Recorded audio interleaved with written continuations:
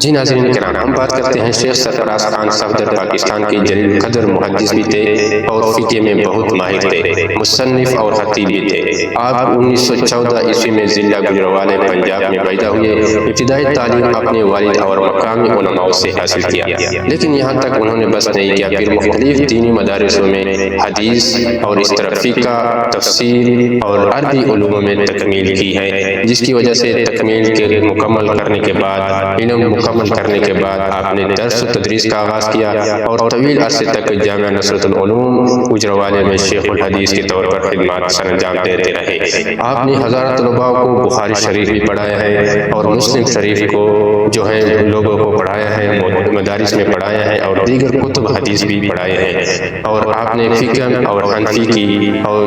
آپ نے فقہ، حنفی، حدیث اور عقائد کی موضوعات پر متعدد کتابیں تصنیف کی ہیں۔ ان کی مشہور تصنیفوں میں سے رائے سنت ہیں اور اس طرح ذخیرۃ الجنان، جو کہ ان کی ایک شاگرد نے لکھی ہے۔ اب آپ اندازہ لگا سکتے ہیں کہ ایک شاگرد اس کی جو ذخیرۃ الجنان، آپ دیکھ لیں کہ کس طرح وہ دلائل کے ساتھ ہیں، کس طرح ان کی تحریر میں تحقیق ہیں، تو آپ کو اندازہ لگ جائے گا کہ وہ ان کی اپنی کتاب جو اپنے ہاتھوں سے لکھے تو اس میں کتنا گہرا وہ جو ہے دلائل اور تحقیق ہوگی۔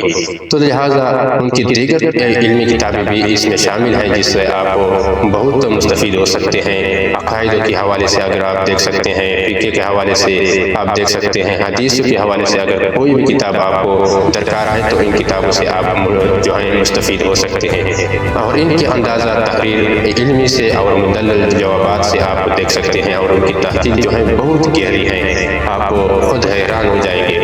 آپ کی زندگی سادگی تھی اور تقوی اور عبادات اور اخلاص کے نمونہ تھی۔ آپ ہمیشہ قرآن و سنت کی تعلیم دیتے تھے، اتباع سنت اور حسن اخلاق کی تلقین بھی فرمایا کرتے تھے۔ بالآخر 9 مئی 2009 عیسوی کو گجرانوالہ میں آپ کا انتقال ہوا اور نماز جنازہ میں علماء کی اور طلباء کی اور عوام کی بڑی تعداد نے شرکت کی ہے۔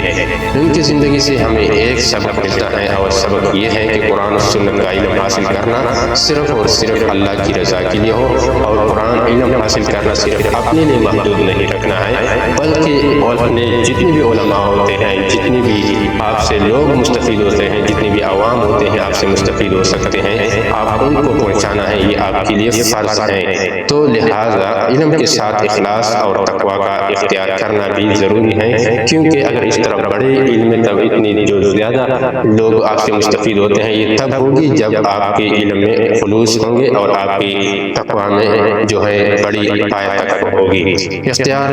رائے میں آپ ادب اور حسن اخلاق کے ساتھ لوگوں کے سامنے پیش آتے تھے، اور جو رائے بیان کرتے تھے بہت جو آگے کی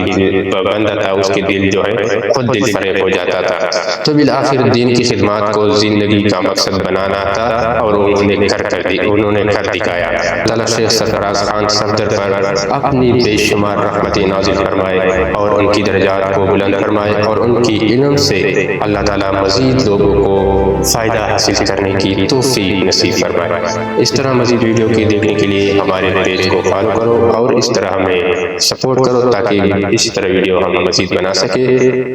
شکریہ۔